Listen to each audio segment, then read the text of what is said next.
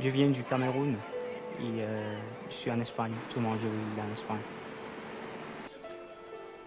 Dans tous les coins du monde, il y a toujours des problèmes.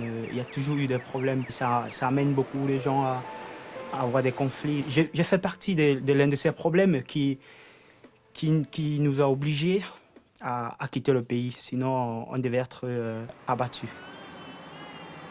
C'est mon papa, subitement, il arrive un soir, il me dit, prends les choses, on va partir. Et moi, je ne savais pas justement où on allait. Donc, la décision de venir en Espagne n'est pas venue de moi. Je me suis retrouvé en Espagne.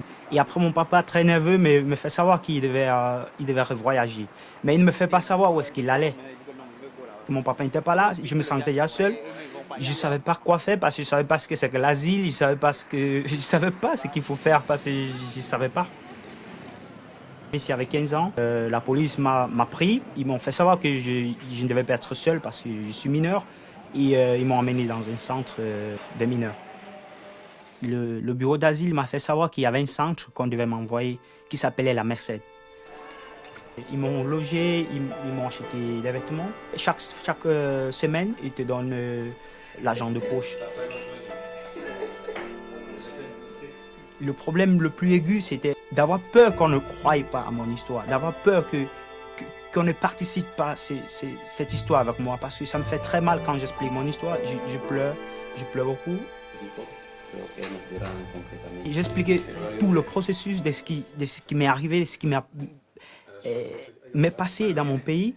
Et le fait que l'État espagnol a cru à mon histoire et il m'a donné mes droits, j'ai récupéré le sourire parce que c'est un sourire que je ne l'avais pas. Je l'avais perdu, il y avait beaucoup de temps, depuis l'âge de 11 ans, 10-11 ans. J'ai perdu le sourire. Je n'avais presque confiance en personne. Je suis en train d'étudier électricité industrielle et programmation automatique. Je pense rester en Espagne parce que c'est le pays auquel j'ai été très bien reçu et je les dois beaucoup d'honneur parce que c'est eux qui m'ont donné le sourire.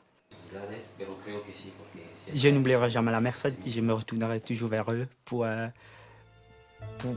les revenir en aide, je vais toujours me rappeler, c'est comme une famille pour moi, mes racines. Ouais. Ce sont mes racines.